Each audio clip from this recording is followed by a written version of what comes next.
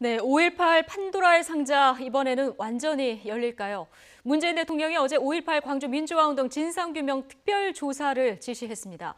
김영삼, 김대중 노무현 정부 때도 5.18에 대한 조사가 있었는데요.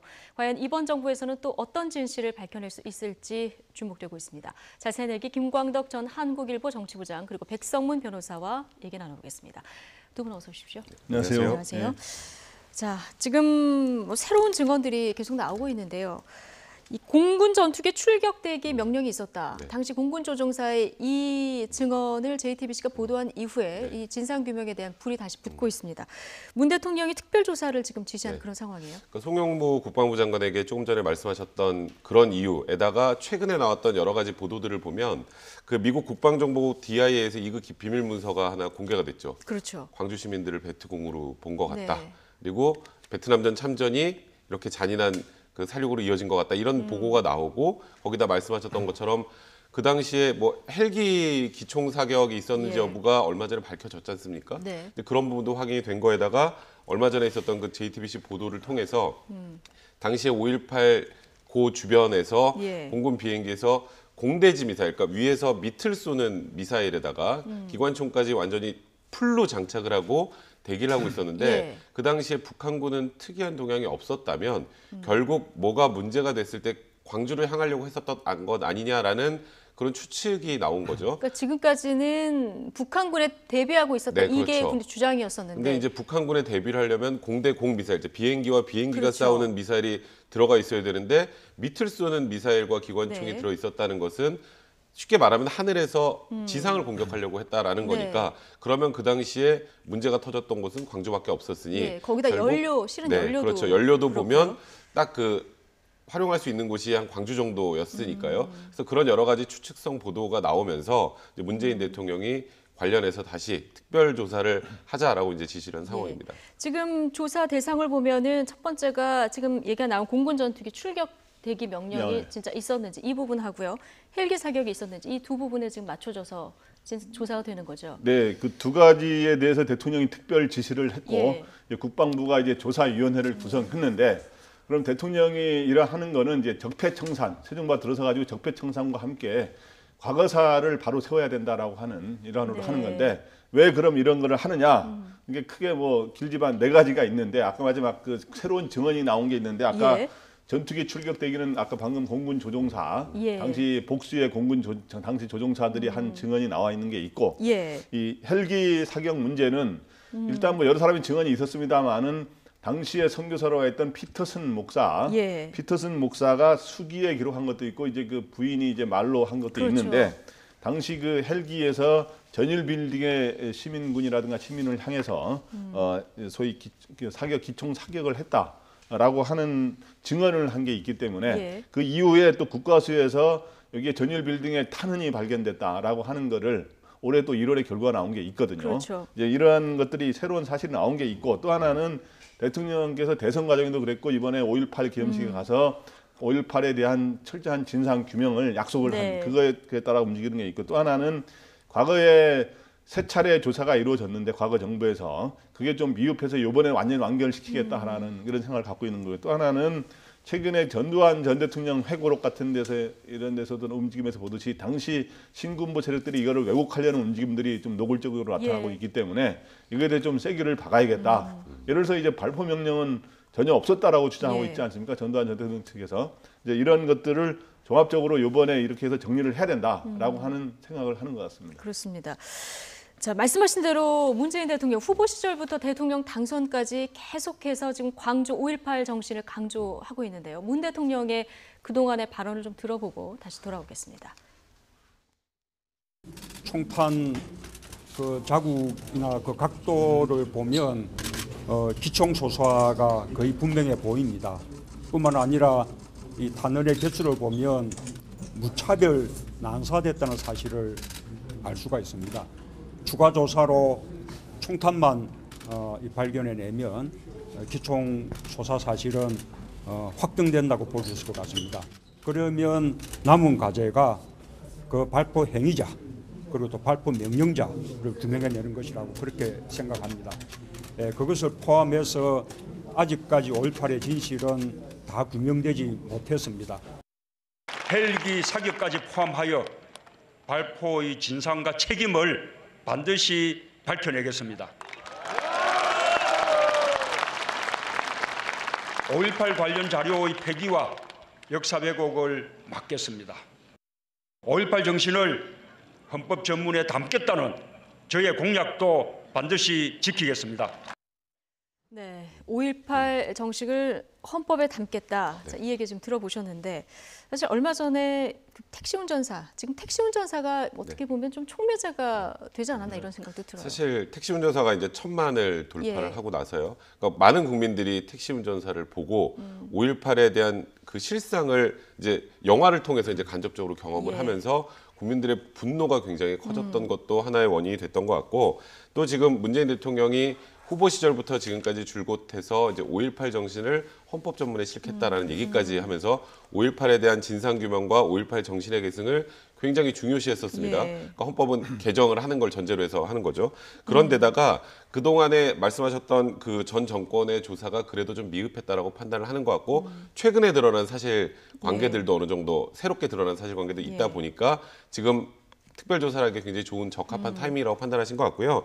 사실 이번 조사의 가장 핵심은 아까 말씀하셨던 그 헬기 사격하고 그다음에 실제로 이 전투기가 광주를 향하려고 했었던 건지 밝히는 게 중요한데, 네. 5.18 관련해서 작전을 총 지휘한 것이 기무사입니다. 근데 그러면 아마도 기무사가 그 당시에 작전을 지휘하면서 했었던 작전 관련 서류들이 있을 것이다 라고 예. 추정하는 게 있고요. 예. 또 5.18 관련 자료가 50여 건이 기무사에 보관돼 있는 건 이미 어느 정도 알려진 사실인데 예. 그중에 한 10건 정도가 기밀로 분류돼 있습니다.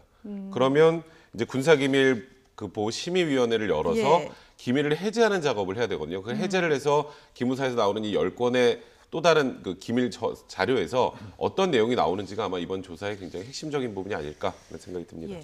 그런데 지금 이 국방부의 특별조사단이 꾸려졌는데 당시 어떻게 보면 가해자가 군이잖아요. 그래서 지금 국방부가 주체로 조사를 하는 것이 맞느냐, 이 한계가 좀 있지 않을까 이런 우려의 목소리도 일각에서는 나오는 것 같습니다. 네, 한계가 있는 거로 지금 많이 사람들이 의구심을 좀 예. 갖는 건 사실이죠. 왜냐하면 어떻든 정권이 바뀌었습니다마는 계속 그 군이 이어져 오고 있는 게 있거든요. 과거에 군이 현재 군까지 이어져 오고 있는 네. 이런 게 있기 때문에 자기네들의 또 내부의 자료를 다시 꺼내야 되고 또 자기네 선배들에 대해 조사를 해야 되고 하는 과정에서 제대로 못하는 게 사실 네. 있을 수 있다는 이런 의문이 있는 건 사실입니다. 그래서 소위 그래도 초록이 동색이고 가재는 개편 아니냐. 예. 그러다 보면 제대로 수사가 되겠느냐 해서 사실 과거에도 보면 세 차례 조사가 있었는데 과거에는 처음에는 87년 6월 항쟁 직후에 들어선 노태우 정부 당시입니다만은 당시에 국회 광주 특위에서 지금도 저희 때는 그 당시에 저는 이제 대학교를 졸업한 시절이기 때문에 그때 열심히 보고 그랬었는데, 예. 근데 그때 이제 그게 밝혀진 게 있고, 그 다음에 김영삼 정부 때 5.18 특별법을 만들어서 검찰이 수사한 게 있고, 그 다음에 노무현 정부 때 이제 바로 이제 국방부에서 과거사위원회를 만들어 조사를 했어요. 예. 근데 노무현 정부 때 와서 상당히 매듭을 짓겠다 그랬는데, 그 지금 문재인 정부가 문재인 대통령이 당시에는 민정수석이었지 않습니까? 예. 근데도 당시 과거사위원회가 있었는데 사실 별로 진전된 게 별로 없었어요. 그래서 이번에는 새로 나온 이제 이 헬기 사격이라든가 전투기 출격 대기 명령이라는 새로운 게 있는데, 이거와 함께 과연 지금도 가장 근본적으로 밝혀지지 않고 있는 게 뭐냐면 발포를 누가 과연 했느냐, 발포 그렇죠. 행위자와 그다음 그거의 명령자가 누구냐, 이게 나와야 되는데 지금 이거를 검찰 수사라든가 국회 조사라든가 국방부 조사 세 차례 조사해서 밝혀지지 않았거든요. 근데 이거를 이번에 밝혀내는 게 그래야만이 바로 이 역사에 소위 지금 공소시효가 있냐 없냐 말이 많은데 바로 그런 것들을 밝혀내야 공소시효가 마무리되든 말든 할 게 아닌가, 이제 그런 생각이 듭니다. 네. 그러니까요. 지금 뭐 여러 가지 앞서 나온 광주 시민 배트공이었다, 사륙의 현장이었다. 이걸 본 증인 본 사람들의 증언들이 계속 이렇게 나오고는 있습니다만은 이제 말씀하신 대로 관건은 발포 책임자가 과연 누구였느냐, 이거를 정확하게 밝혀내는 게 관건 아니겠습니까? 그러니까 근데 지금 이러실까요? 예. 나와 있는 여러 가지 증언들, 뭐 새로운 증언들도 계속 나오고 있지만 그런 관련 증언들은 그 당시 5.18 현장의 상황에 대한 증언이지, 그러니까 지금 조금 전에 말씀하셨던 것처럼 이걸 누가 발포를 지시하고 실제 발포한 사람이 누군지 이런 부분들은 아직까지 전혀 밝혀지지 않았지 네. 않습니까? 그래서 그와 관련된 증언들은 추가된 게 아직은 없는 것 같습니다. 예. 그래서 제가 아까 조금 전에 말씀드렸던 게 어쨌건 5.18 당시에 작전을 총지휘했던 곳이 기무사기 때문에 예. 기무사에 관련 서류들이 있지 않을까라고 일단 추정을 하고 있는 거고요. 예. 그래서 그 부분은 이제 이번에 군의 이제 특별조사위원회가 생겼으니까 예. 그러니까 국방부가 이 조난 자료 공개하겠다 이런 입장도 밝혔어요. 네, 그런 부분에 대한 예. 공개에다가 지금 기밀로 분류되어 있는 자료는 공개하고 싶어도 바로 공개를 못합니다. 예. 기밀 해제 작업이라는 게 필요한데 그 부분도 일단 어쨌건 이제 국방부에서 적극적으로 추진해 나가겠다라고 하고 있기 때문에 일단 작전을 지휘한 곳에 나와 있는 서류를 통해서 봐야 누가 발포를 명령했는지 부분을 확인할 수 있지 않겠습니까? 지금 단순하게 진술만 가지고 발포 행위자, 그다음에 발포 지시자를 밝히는 건 현실적인 한계가 있기 때문에 그래서 결국 이제 기무사에 있는 이 자료들이 핵심이 될 것이다라고 제가 말씀드렸던 거고 사실 이 부분이 또다시 이렇게 또 확 촉발이 된 거는 가장 결정적인 건 전두환 전 대통령의 회고록이죠. 맞습니다. 예. 회고록에서 이제 본인은 발포 행위 지시한 적도 없고 이런 얘기들을 한 게 이제 국민들의 비난을 많이 받고요. 거기다가 이제 그 회고록까지 지금 예. 판매 금지 가처분까지 지금 내려진 상황이기 때문에 그에 대한 국민적 분노까지 이제 예. 촉발이 된 것들을 토대로 해서 결국 이번에 특별조사로 나가는 거기 때문에 물론 군대 내에서 조사하는 게 한계가 있지 않을까라는 의구심도 있지만 예. 이제 문재인 대통령의 의지가 워낙 강력한 상황이고 송영무 국방부 장관도 역시 이에 대해서 화답을 한 상황이기 때문에 좀 지켜보는 게 옳지 않을까 생각됩니다. 네.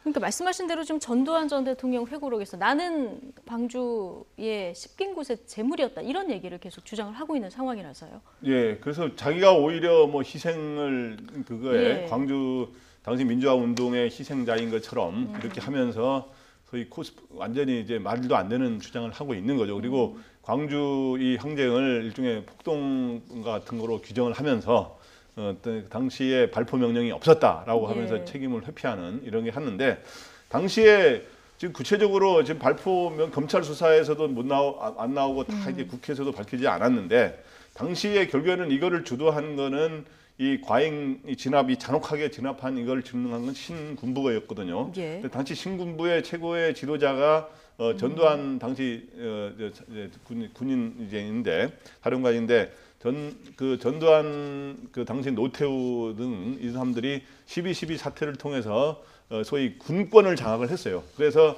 5.18을 통해서 소위 정권 장악으로 가는 과정에 소위 이제 잔혹하게 이렇게 진압하는 이런 예. 일이 생기지 않았냐는데 결국에는 최종 책임은 전두환 전 대통령에게 있다고 보는데 과연 구체적으로 그 발포 명령이 전두환 전 대통령을 통해서 내려왔다라고 하는 거를 지금 현재 어디 기록에 과연 남아 있을까 하는 의문이 하나 드는 게 있고요. 그거를 중간에 있는 부대로부터 시작해서 착착 상관 누가 지시를 했습니다라고 하는 진술들이 제대로 안 나오는 거예요. 그래서 앞으로 이번에는 한번 좀 제대로 한번 조사를 해봐야 되는 거 아닌가 생각이 듭니다. 예. 자, 이번 그 문 대통령의 특별 지시와 관련해서 정치권도 여야 없이 지금 모처럼 만에 환영 의사를 이렇게 한 목소리로 밝히고 있습니다. 이번 5.18 특별조사와 관련해서 정치권 목소리 들어보시겠습니다. 만일 증언된 신군부가 마치 적진을 공격하듯 무차별 공격까지 준비한 것이 사실이라면 이는 대량 학살로 광주를 한국의 게르니카로 만들려고 했던 광기 어린 범죄 계획이었습니다. 자유한국당은 더 밝혀져야 할 의혹이 있다면 더욱 철저하게 조사하여 진상을 밝혀야 한다는 입장임을 밝힙니다. 제대로 된 역사의 기록을 남겨야 한다는 데는 좌우, 보수, 진보 누구도 반대할 하등의 이유가 없습니다. 아무리 세월이 지나더라도 정말 진상 규명이 제대로 돼야 한다는 그런 생각을 갖고 있습니다. 그런 일에 이 정부가 올인해서는 안 되고 항상 또 미래와 우리의 삶의 문제와 성장 이런 것들을 균형 있게 문재인 정부가 추진해 줬으면 좋겠습니다. 지금 보수 야당들도 원론적으로 공감대를 이루고 있는 부분이라서 어느 때보다 진상규명이 기대는 좀 커진 것 같다 이런 생각은 들어요. 사실 이번 문재인 정부가 들어오고 나서 처음으로 여야 할 것 없이 한 목소리를 내서 같이 진상을 규명하자고 해서 굉장히 좀 보기가 좋다는 생각이 일단 먼저 좀 들었던 네. 것 같고요. 이 5.18 관련해서 진상을 규명하는 건 이건 보수나 진보 뭐 이렇게 이념 대결의 문제도 아니고 이건 말 그대로 예. 상식이나 정의에 관련된 문제입니다. 그렇기 때문에 여야 할 것 없이 이 부분에 대한 진상 규명은 철저히 해야 된다라는 목소리를 내는 거라고 판단이 되고요. 그러니까 가장 중요한 건 이제 여야가 뭐 다른 목소리를 내고 같은 목소리를 내고를 떠나서 진상을 규명할 자료들이 명확하게 좀 있을지 아까 말씀하셨던 것처럼 지금 제가 아까 말씀드렸던 그 기무사의 관련 자료들에서 뭐가 나오는지 이런 예. 부분들이 핵심이 될 것 같고요. 이제 국회에서도 앞으로 해야 될 것은 그러면 이 진상 규명과 관련해서 또 특별법이 필요한지 이제 네. 이런 거에 대한 논의를 좀 이제 좀 활발하게 좀 진행을 해야 지금 될 것 발의가 같고. 돼 있는데, 네, 예. 일단은 뭐 지금 여야 할 것 없이 이 부분에 대해서는 거의 같은 목소리를 내고 있기 때문에 바른정당이 예. 약간 온도차를 내고 있습니다만 그렇기 때문에 일단 국회 내에서 이루어지는 이 진상규명이나 특별법을 만들어가는 과정에 대해서는 그래도 좀 순조롭지 않을까 이런 기대를 갖게 합니다. 예. 지금 뭐 어느 정도 공감대를 이뤄가고 있습니다만은 야당 차원에서도 살짝 온도차는 느껴집니다. 특히 바른정당에서는 이 5.18 조사를 바라보는 시각에서 조금 다른 목소리가 나오고 있는데요. 적극 협조하겠다 이런 의견과 현재 상황이 좀 여유롭지는 않다 이런 의견도 나오고 있는데요. 바른정당 목소리 들어보겠습니다. 북한군이 수백 명이 광주 5.18 때 투입되었다는 유언비어 그리고 광주의 첫 군 발포가 시민군의 무장 때문에 일어났다는 그 유언비어에 대해서 명확하게 진상규명을 해서 광주 시민의 명예를 회복하기 위해서 대통령이 추가 조사 지시를 하지 않는다면 우리 바른정당은 국회 차원에서 별도의 진상규명 특위를 만들어서 국정조사까지 추진할 수 있도록 하겠습니다. 예. 자, 이 바른정당의 논평 어떻게 들으셨습니까? 네, 바른정당만 조금 다른 목소리를 내고 있는데 바른정당도 이 진상규명 자체를 반대할 수는 없는 것이고 예. 단지 시기적으로 좀 부적절하는 거 아니냐. 지금 안보 위기 상황에서 너무 이제 여유롭지 않은 상황인데 이런 조사를 하다 보면 좀 그 약간의 전열에 뭐 흐트러질 수가 있는 거 아니냐 뭐 이런 반응인데 네. 제 생각으로는 뭐 전혀 영향을 뭐 안보 위기 상황에서 영향을 줄 것 같지는 않고요. 예. 이거는 그야말로 투트랙으로 안보 위기에 대처하는 거는 철저하게 하되 이거는 또 다른 아까 조사팀 TF를 만들어 가지고 이거는 신속하면서도 빠르게 정확하게 이게 조사를 하면 될 것 같습니다. 근데 이제 아까 여기 자유한국당에서는 그러면 왜 하등에 반대할 이유가 없다 하는데 그냥 뭐 명분에 밀려서 그러는 거냐 하는데 자유한국당에서 제가 봐도 반대할 이유가 없습니다. 예. 보수 진보 관계없이 이건 반대할 이유가 없다 예. 그러는데 왜냐하면 이거는 이런 일이 다시 재발돼서는 안 되는 거거든요. 과거에 예. 책임을 물어야 될 뿐만 아니라 그러는데 이건 보수 진보와 관계없는 것이고 예. 군대 쿠데타라든가 이제 그런 군인들의 잔혹한 행위가 다시 반복돼서는 안 된다는데 특히 김영삼 정부에서 5.18 특별을 만들어서 이 점 처벌을 하지 않았습니까? 그 예. 김영삼 정부가 만든 그 당시 신한국당이 연이 내려와서 현재까지 자유한국당이 된 것이고 예. 중간에 박근혜 정부인데 박근혜 정부도 바로 신군부하고는 관계가 없기 때문에 네. 당시 신군부 세력이 지금 자유한국당에 있다는 얘기는 별로 예. 들어본 게 없거든요. 네. 그렇기 때문에 홍준표 대표 입장에서 그래서 예. 야당에서도 적극적으로 조사하는데 전혀 부담이 예. 없을 것 같습니다. 예, 그 하태경 의원 같은 경우 조금 전 녹취에서 들었을 때는 북한군 수백 명이 광주 5.18 때 투입됐다라든가 광주의 첫 군 발포가 시민군의 무장 때문에 일어났다. 이 유언비어 두 가지도 또 조사를 해라. 지금 이런 요구를 또 강하게 사실 하고 그런 있습니다. 유언비어들이 요즘에 계속 많이 나오면서 예. 더더욱 이제 이 진상규명에 대한 필요성이 강조가 되어 왔었고요. 예. 아까 하태경 의원이 말씀하셨던 것처럼 그런 얘기들이 요즘에 인터넷 통해서 가짜뉴스 형태로 막 이렇게 전파가 예. 되고 SNS 통해서 전파가 되다 보니까 이에 대한 확실한 쐐기를 박아야 된다라고 판단을 한 것 같고요. 이제 법원에서도 지금 여러 가지로 뭐 북한군이 광주 투입됐다라고 뭐 카더라 뭐 이런 부분들은 허위라고 그 당시 이제 판단을 했었습니다. 그럼에도 불구하고 이런 얘기도 아직까지 다시 나오고 있는 것과 관련해서 그 당시에 관련자들의 증언이나 상황에 대한 그 정확한 조사 등을 통해서 이런 유언비어가 퍼지는 것 자체를 국민들이 혹여라도 믿을 수 있는 상황 자체를 원천적으로 차단할 필요가 있다는 판단한 것 같고요. 이번에 문재인 대통령의 진상조사 지시, 뭐 아까 일단 헬기와 그 지금 전투기와 관련돼서 막 국한된 게 아니라 이 모든 것들이 어찌 보면 다 열려 있는 상황이라고 보고 바른정당에서도 말한 하태경 의원이 말한 저런 부분 역시 반드시 진상조사가 확실하게 이루어져서 이런 유언비어가 더 이상 국민들의 그 머리를 좀 혼란스럽게 예. 만드는 그런 상황은 이제 앞으로는 전혀 없어야 되지 않을까 생각합니다. 예, 이 진상조사 특별법 통과도 어느 때보다 좀 기대가 높아진 그런 상황인데 지금의 재수사 목소리까지 그렇게 나오고 있는 상황입니다. 지금 전두환 전 대통령에 대한 공소시효는 뭐 이미 끝났습니다만 지금 뭐 새로운 증언들이 나오고 있고 더불어서 아까 뭐 자료가 뒷받침돼야 한다고 했는데 그 부분이 되면 어떻게 재수사는 가능합니까?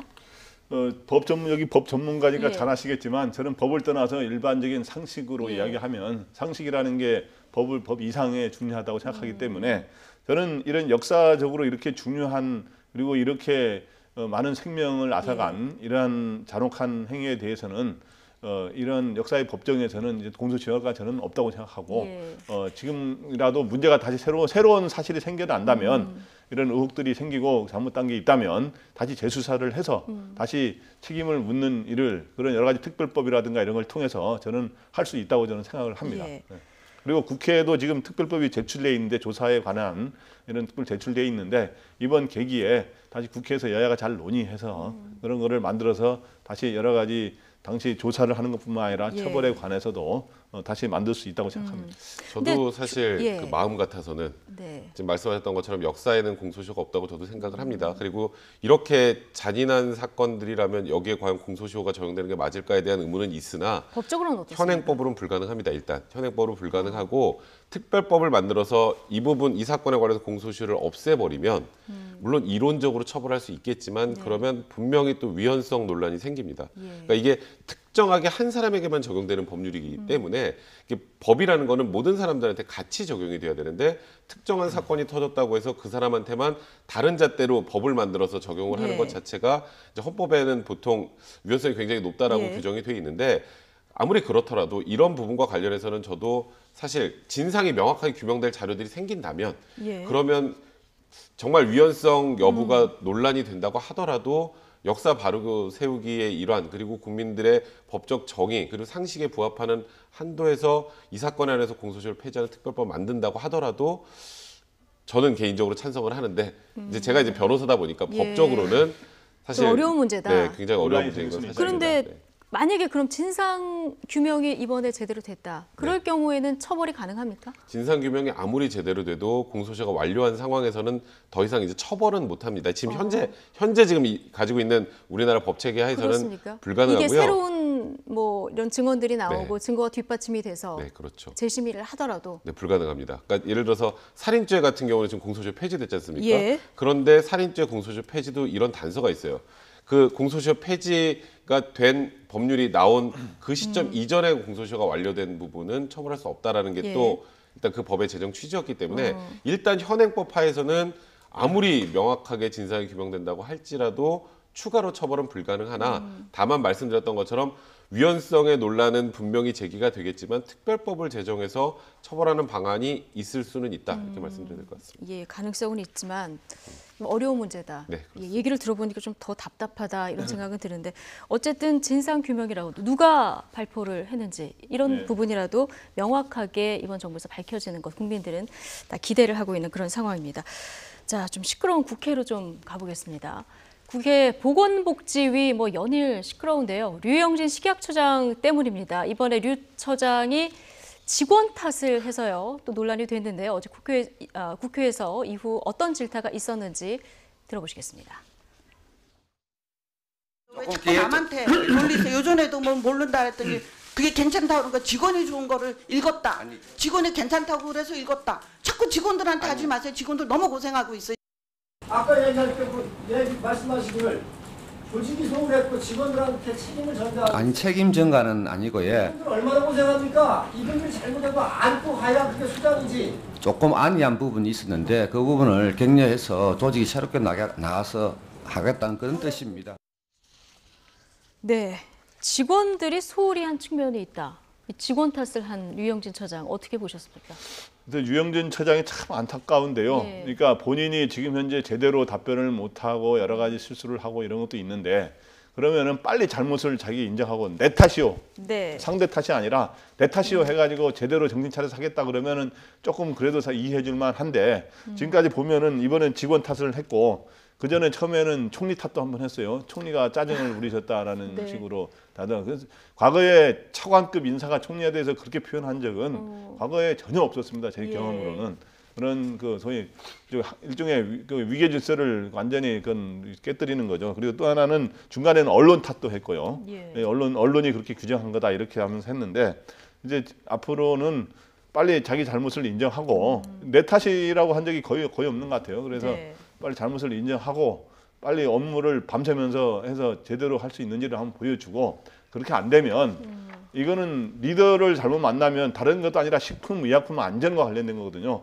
예. 국민의 생명과 안전과 관련된 거기 때문에 이런 업무를 파악을 제대로 못하는 사람이 계속 앉아 있으면 위험할 수 있기 때문에 빨리 이거를 조만간 빨리 이 거취를 결정해야 될 것 같습니다. 네, 거취를 결정해야 될 것 같다. 네. 예. 지금 국민들은 사실 식약처장부터 빨리 업무를 파악해라. 네. 지금 직원들 탓할 게 아니라 이런 의견이 많거든요. 사실 류영진 처장 같은 경우에 뭐 이 살충제 달걀이 발생한 거에 대한 책임을 묻긴 힘들겠죠. 예. 이거는 과거부터 이어져 왔던 게 이번에 이제 발각이 된 거니까.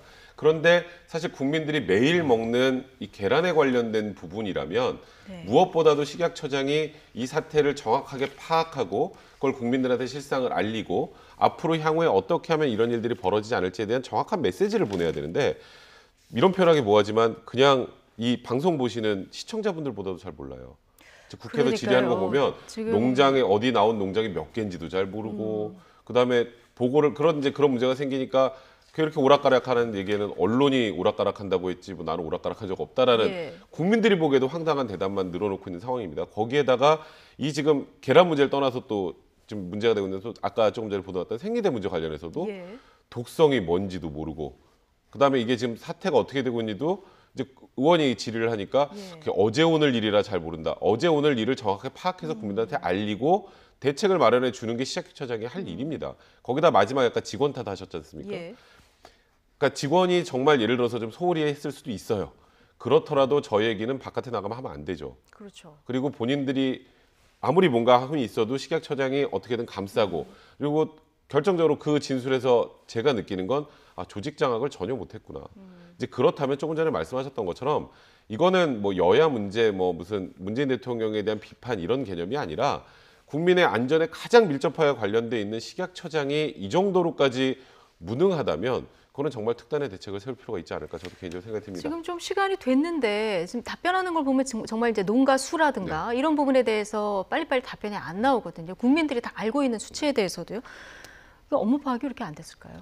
그러니까 일단은 저는 전문성 문제가 아닐까라는 생각이 들어요. 이분이 어쨌건 약사 출신입니다. 약사도 뭐 대형 약국이 아니라 그냥 개인으로 약사를 하다가 그다음에 대한약사협회 회장 같은 것을 하면서 약간 정치 쪽에 계속 계셨던 분인데 그런 분이 지금 지금 식약처 전반에 대한 업무를 단시간에 다 파악하는 게 일단 불가능하다는 생각이 들고 그렇다면 그런 부분에서 좀 더 솔직해질 필요가 있다는 생각이 드는데 본인은 지금 어떻게든 식약처장을 잘하고 있다는 걸 대외적으로 알려야 된다라고 생각을 하는 것 같습니다. 처음부터 사실 코드 인사라고 비난이 좀 많이 있었거든요. 그러다 보니까 업무 파악도 안 되고 업무 파악이 안 되면 국회에 나와서 저렇게 질의응답할 때 사실 떨리기도 할 겁니다. 떨리기도 하더라도 아무리 국민들이 바라볼 때 저건 좀 떨려서 이렇게 대답하신 걸 거야라는 게 아니라 아예 파악을 못하고 있는 게 보이고 있기 때문에 그거는 제일 중요한 부분은 전문성의 부족에서 기인한 게 아닌가 저는 개인적으로 생각합니다. 거취를 결정해야 된다 이 얘기까지 나왔는데 백 변호사님은 어떻게 보십니까? 저도 이 부분에 대해서는 국민들이 너무 예민한 부분에 관련된 문제이기 때문에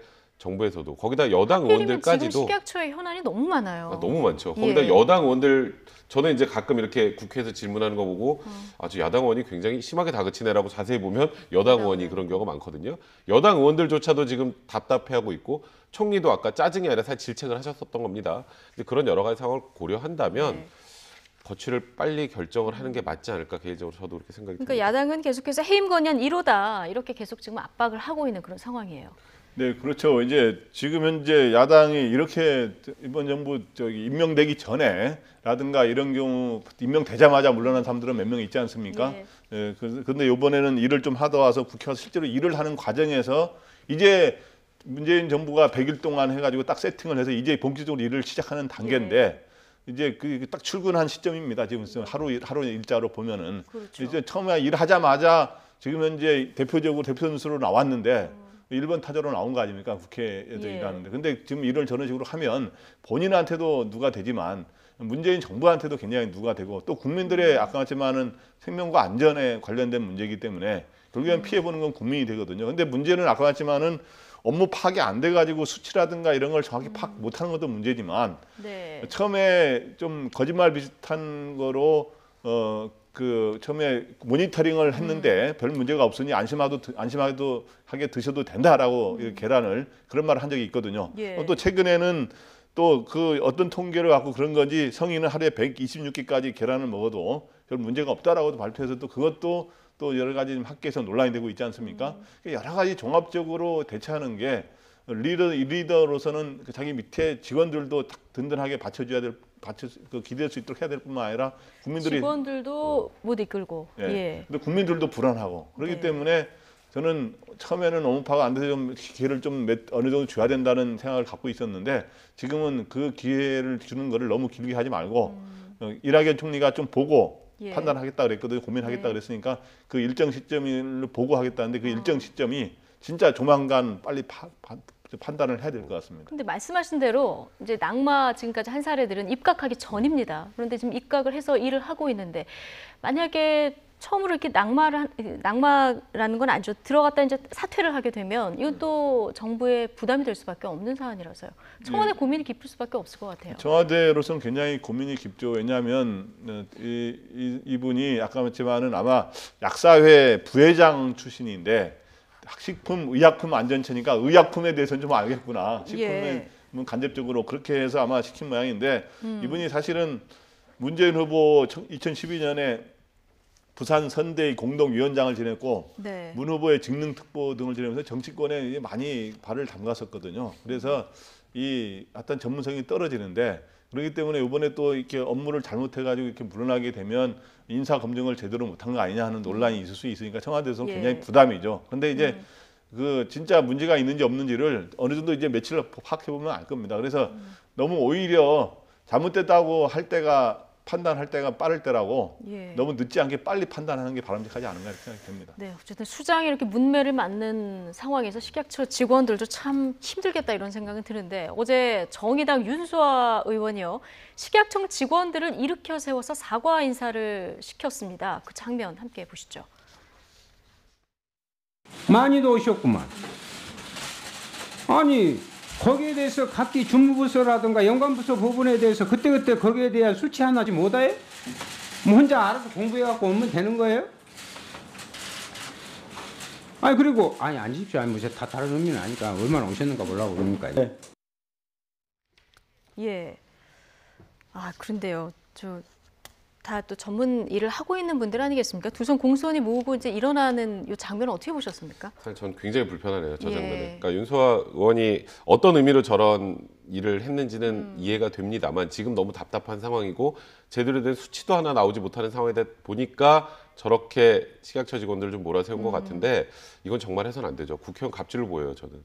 갑질로 그러니까 보인다. 저는 저 장면은 정말 있어서는 안 되는 장면이었다는 생각이 들고 그냥 질책은 할 수 있어도 일으켜 세워서 저렇게까지 질책을 하는 건 사실 대놓고 저 공간 안에서 망신을 주는 그런 상황이 되지 않았습니까? 그래서 그러니까요. 저런 부분은 좀 바람직하지 않은 것 같고요. 그러니까 이게 국회에서도 그렇고 국민들도 그렇고 지금 상황이 너무 짜증나는 건 맞습니다. 왜냐하면 도대체 우리가 지금 달걀을 먹어도 되는 건지 정말 지금 식약처장 말대로 하루에 2.6개씩 평생 먹어도 되는 건지 한 번에 126개를 다 먹어도 되는 건지 이런 거 전혀 알 수 없잖아요. 거기다가 그 얘기를 하자마자 대한의사협회부터 막 이곳저곳 학회에서는 만성독성을 전혀 고려하지 않은 거니까 잘못됐다고 또 얘기를 하고 그렇죠. 그러니까 국민들을 이렇게 혼란스럽게 만들고 불안하게 만들면 안 되거든요. 이제 그런 부분들 때문에 이런 행동을 했다라고 생각은 합니다만 좀 과하셨다는 생각이 듭니다. 그러니까요. 그러니까 식약처 직원들이 뭐 잘했다, 뭐 식약처가 잘하고 있다 이런 얘기는 아닙니다만 저렇게 직원들을 불러 일으켜 세우는 부분, 이 부분은 또 저희가 화면을 계속해서 보면 좀 불편하다, 보기에 불편하다 이런 의견들이 좀 많은 것 같아요. 제가 출입을 오래 했습니다만은 장관이나 차관, 저기는 이제 장관은 아닙니다. 차관급이다만은 그 기관장 아닙니까?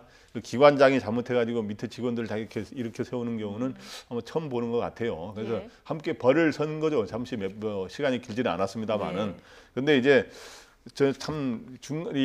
이 관료들이 자기네 장관이나 차관이 자기 기관장이 좋은 리더십을 가진 사람이 오기를 보통 바래요. 예. 능력이 있고 또 힘이 센 사람이 와야 자기네들이 바람막이가 돼주고 자기네 기댈 수 있는. 근데 지금 현재 이 장수가 앞에서 이렇게 벌써 이 지휘가 혼란스럽고 그러니까 밑에 부하 직원들까지 저렇게 어려운 상황을 맡게 되는데 주하 직원들이 근데 일단은 제가 보기에 유 처장이 굉장히 잘못하는 것 같고요. 근데 밑에 직원들도 이제 뭐냐 하면 이제 이렇게 중요한 문제를 닥쳐본 적이 많지는 않을 겁니다. 그래서 지금은 직원들도 정신 바짝 차리고 제대로 하면서 일관된 메시지를 국민들한테 드릴 수 있도록 이렇게 또 잘 기관장을 잘 보좌하고 또 정신을 바짝 차려야 되는 것도 사실입니다. 근데 식약처가 지금 국민들이 바라볼 때 굉장히 불안한 건 맞습니다. 뭐 독약처다 이런 얘기까지 나오고 있는 상황인데 사실 어떻게 보면 지금 이 부분 지금 여러 가지 제기된 뭐 살충제 달걀이라든가 생리대 문제라든가 이런 부분들을 어떻게 돌파하느냐 이게 문재인 정부의 어떤 민생 부분의 첫 시험대가 될 것 같다 이런 생각도 들어요. 그러니까 과거의 메르스 사태랑 느낌이 비슷해요. 그러니까 뭔가 최대한 빨리 어떻게든 국민들을 안심시키겠다라고 해서 전수조사도 굉장히 빠르게 하다가 전수조사에 또 문제가 있는데 라고 하니까 또 다시 해서 새롭게 또 살충제 농가들이 또 드러나게 되고 그러다 보니까 국민들이 불안한데 불안을 잠재우기 위해서 이제 하루에 어떻게 먹어도 괜찮습니다. 농약이 이 정도면 괜찮습니다. 라고 얘기를 했는데 그에 반대되는 얘기들이 또 계속 나와요. 그리고 유럽의 나라들 같은 경우에는 이제 벨기에 같은 경우에 이런 달걀을 낳은 닭까지 다 살처분 했습니다. 이제 그런데 우리나라에서는 그럼 닭은 괜찮다고?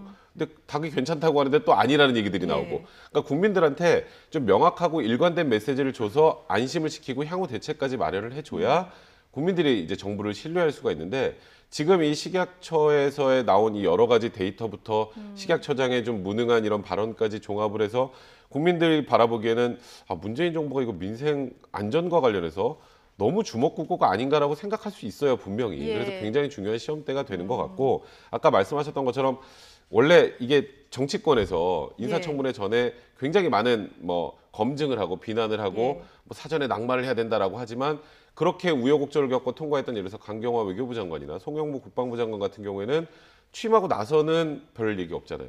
잘하고 있으면 그 뒤로 넘어갑니다. 그런데 이 지금 유영진 식약처장 같은 경우는 그 전에도 문제가 있었지만 들어오고 나서 제일 중요한 이런 문제와 이 국민들의 건강, 식생활과 제일 밀접한 부분인 이 달걀과 관련해서 그리고 또 아까 말씀하셨던 그 생리대 부분과 관련해서도 전혀 업무 파악이 되지 못한 모습을 보여준다면 이건 정부에서도 지금 현재 이 민생에 관련해서 국민들이 바라보는 불안감을 해소시키는 차원에서라도 이제 거취에 관련해서 정부도 좀 종합해서 좀 고민을 해봐야 되는 게 아닌가 생각이 듭니다. 그러니까 유영진 식약처장이 계속 이러다 보니까 사실 여당도 편을 들어줄 수 없는 그런 상황이라서 여당 의원들의 질타. 아까 백성문 변호사가 야당 의원인가 이러고 보면 여당 의원이었다 이런 얘기 해주셨지만 그런 상황이 될 수밖에 없을 것 같습니다. 근데 유 처장의 이러한 행동들 좀 어디서 많이 본 것 같다 이런 얘기하시는 분들이 많습니다. 과거 박근혜 정부 시절에 윤진숙 해수부 장관이 떠오른다는 이야기가 나오는데요. 두 사람의 다른 듯 닮은 행보 장민정 앵커가 준비해봤습니다. 부적합 달걀 들어간 업체가 몇 개로 파악되고 있습니까? 정확한 발언을 했습니다. 두 군데죠? 두 군데. 부산에 있는 식품하고 전량 폐기했습니다. 잠깐만. 네. 살충제 결항 관련된 유통 단계에서 발견된 게 몇 군데예요? 유통 단계 잠깐만요. 1,617군데를 대상으로 추적을. 그래서 부적격 나온 곳이 몇 군데입니까? 450만 1,100 군데입니다. 참 그거는 농가 수는 52개.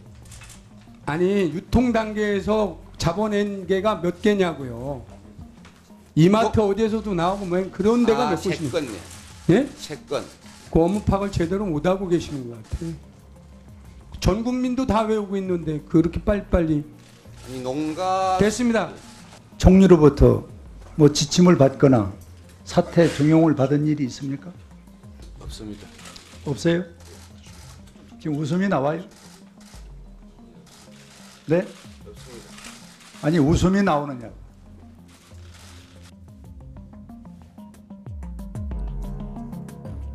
우물쭈물 횡설수설 업무 파악은 제대로 안 된 듯하고 책임은 부하에게 상급자 질책은 짜증으로 받아들인 류영진 식약처장.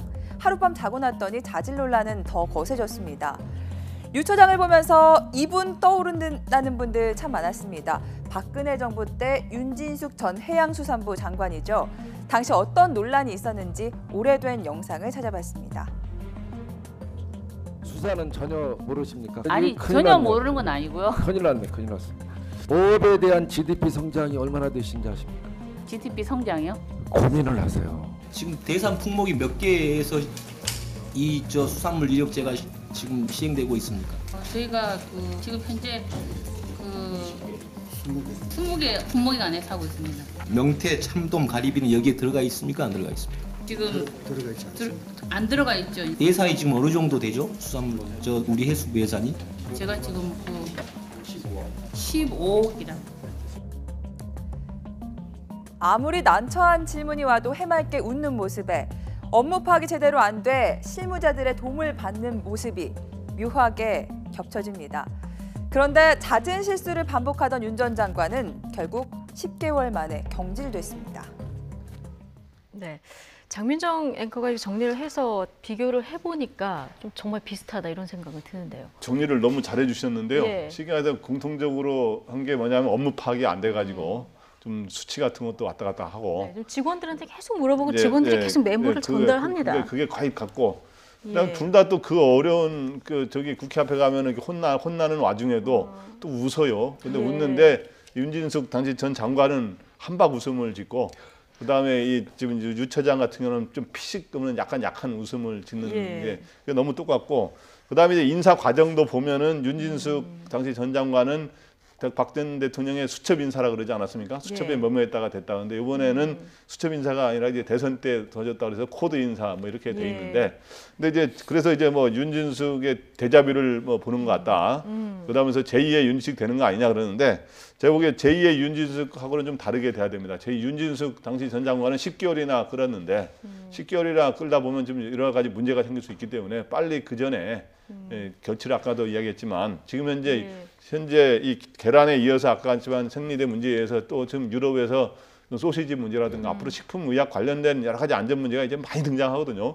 그런 걸 기민하게 정확하게 대처하려 그러면 지금 현재는 단순히 업무 파악을 제대로 시간을 끌어서 이게 어떻게 대충 넘어가는 거로 되지는 않을 것 같습니다. 근데 좀 다시 봐도 놀라운 장면이요. 농가수 부분에 대해서 전 국민이 하루 종일 보도에서 보기 때문에 다 알고 있는 수치 아닙니까? 이런 부분에 대해서도 대답이 안 나오는 부분이 국민들이 불안한 거죠. 그런 얘기했었죠. 지금 이 방송을 보는 시청자분들보다도 모르시는 것 같다. 식약처장이. 우리들한테 가장 정확하게 정보를 알려줘야 될 국회에서 저렇게 발언하는 그 기관의 장이라는 분이 나와서 농가수가 몇 개인지 유통 단계에서 잡힌 게 몇 건인지 그 뒤에 직원이 3건이요, 3건. 그러니까 3건요. 이렇게 대답하는 거 아까 보셨을 텐데 그러니까 말 그대로 이렇게 중차대한 문제에 대해서 업무 파악이 전혀 안 됐다라는 생각이 국민들한테 뇌리에 박히면 이거는 이 유영진 식약처장 개인의 문제가 아니라 문재인 정부 전체 문제로 보여요. 그렇기 때문에 저도 이 부분에 관련해서는 빨리 결단을 해야 된다고 생각을 하는 것이 지금 이런 뉴스는 이게 또 이런 실수하는 게 좀 언론 보도를 통해서 보면 좀 약간 저희들이 실수가 나오잖아요. 이런 장면들은 하루 종일 나옵니다. 이곳에서만 YTN에서만 나오는 게 아니라 모든 방송국에서 계속 나와요. 그럼 국민들이 실시간으로 계속 본단 말이에요. 그러면 국민들의 짜증 지수, 스트레스 지수도 높아질 수밖에 없습니다. 그러니까 저도 뭐 제가 개인적으로 이분과 악감정이 있는 건 아닙니다만 정말 너무나 무능한 모습을 계속 보여주시고 계시기 때문에 이건 정부 차원에서도 빨리 좀 결단을 내릴 필요가 있다라는 생각밖에 들질 않네요. 네, 그러나 유영진 처장은 물러날 생각이 없다 이런 의사를 밝혔습니다. 법사위도 어제 좀 시끄러웠습니다. 한명숙 전 총리 출소 이후에 추미애 대표가 기소도 재판도 다 잘못됐다. 자, 이 발언을 했는데 이 발언 이후에 설전이 이어졌습니다. 다소 수위가 높은 발언도 이어졌는데 어제 상황을 보고 이야기를 나눠보겠습니다. 거기 더 나가서 추미애 대표는 뭡니까? 기소도 재판도 잘못했다. 사법개혁 대상이다 법원도. 바꿔 말해서 한명숙 전 총재에 대해서 유죄 선고를 한 13분의 대법관은 속된 말로 얘기해서 제정신이 아니다. 또라이라는 것을 주장하는 거예요. 이 사람들이 지금 추미애 대표하고 전 문재인 대표께서 그거밖에 더 됩니까? 법사위원장이 지금 답을 맞습니까? 그래서 우리 법사위원장님께 정중히 요청합니다. 적어도 집권당의 대표입니다. 추미애 대표를 또라이라는 표현을 쓴 것은 시정을 해주시고 사과를 해주시길 바랍니다. 웃지 마십시오. 제가 추미애 대표나 또 문재인 전 대표를 또라이라고 칭한 적은 없습니다. 한명숙 전 총리가 수표를 수사한 부분에 대해서 유죄로 확정을 지었는데 그것이 수사가 잘못되고 재판이 잘못됐다라고 지적을 한다면은 13분의 대법관이 정말 정리관념도 없는 분들이고 양심도 없는 분들이고 또 곡학하지 않은 분들이 아니냐라는 것의 반증이다. 네.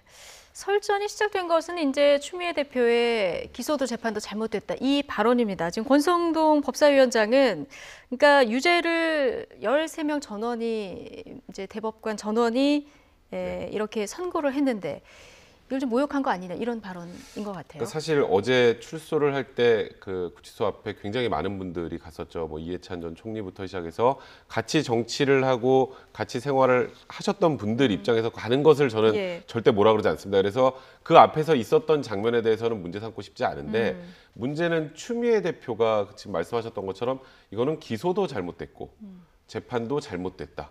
그럼 재심을 하셔야죠. 그렇다면 정말 이게 말도 안 되는 재판이었다면 그러면 저는 이 아까 권성동 법사위원장이 좀 발언이 뭐 또라이라는 발언은 너무 심하다고 생각을 합니다만 최소한 저는 이게 여건 야건 상관없이 삼권분립 원칙이라는 게 있지 않습니까? 이게 무너지기 시작하면 저는 이거는 정말 이 세 개의 트랙 중에 하나가 무너지는 셈이 되기 때문에 나라가 제대로 굴러갈 수가 없어요. 그래서 최소한 판단만큼 재판부의 판단만큼은 존중하는 자세를 분명히 보여줄 필요가 있는 것 같고 반대로 바꿔서 이렇게 한번 얘기를 해보죠. 지금 박근혜 전 대통령 계속 억울하다 그러죠.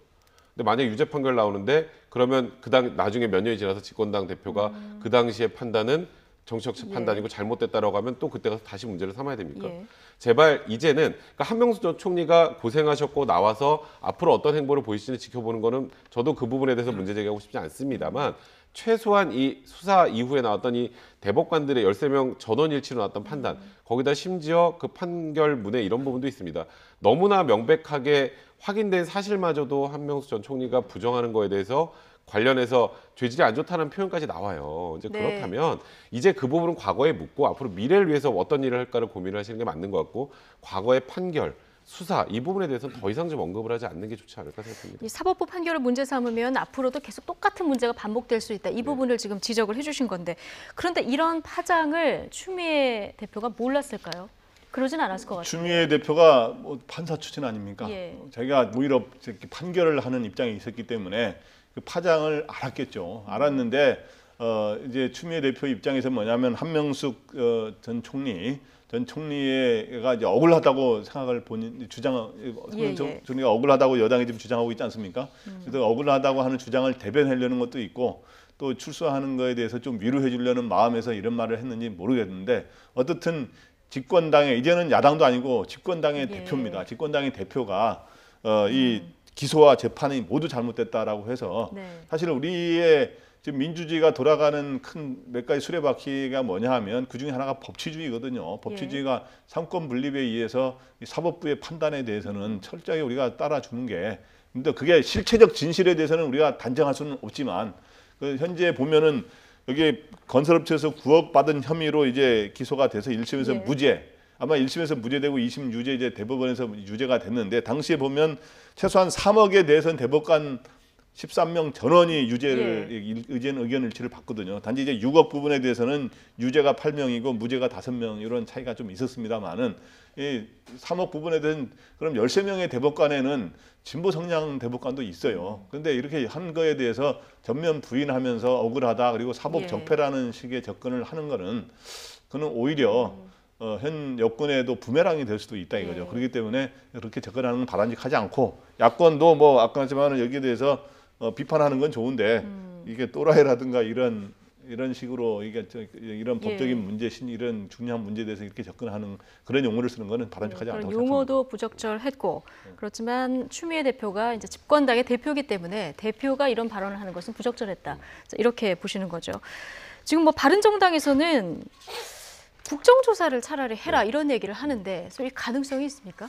저는 뭐 이 부분은 가능성이라기보다 아니 그렇게 판결이 잘못됐다고 생각을 하면 국정조사에서 실제로 그런 일이 있었는지 없었는지 한번 밝혀보자 이렇게까지 나오는 건데요. 그러니까 지금 이게 결국 추미애 대표의 그 발언 한마디로 시작된 이 정치 공방이 된 건데 지금 사실 방법이 하나 있습니다. 그냥 정말 추미애 대표 말대로 한명숙 총리가 정말 억울하다면 새로운 이제 무죄를 입증할 만한 증거가 있으면 신규 새로운 증거가 있으면 재심 청구할 수 있어요.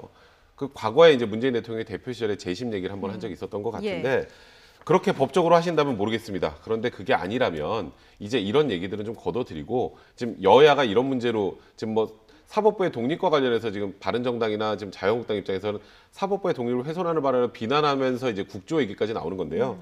사실 뭐 저는 이게 뭐 현실성이 있다고 생각하지는 않는데 그만큼 지금 추미애 대표의 발언이 정치권에서 야당이 받아들이기에는 사법부의 독립을 훼손하고 사법부의 명예를 훼손하는 발언이기 때문에 문제를 제기하는 거다. 그렇게 강력하게 문제를 제기하기 위한 표현으로 국정조사까지 들어가게 된 게 아닌가 싶습니다. 그런 어떤 문제 제기를 하기 위한 표현이다. 이렇게 보시는 거군요. 어제 뭐 예결위도 시끄러웠습니다. 그 법인세 공방 때문에 시끄러웠는데요. 정확히 무슨 말이 오갔는지 들어보시겠습니다.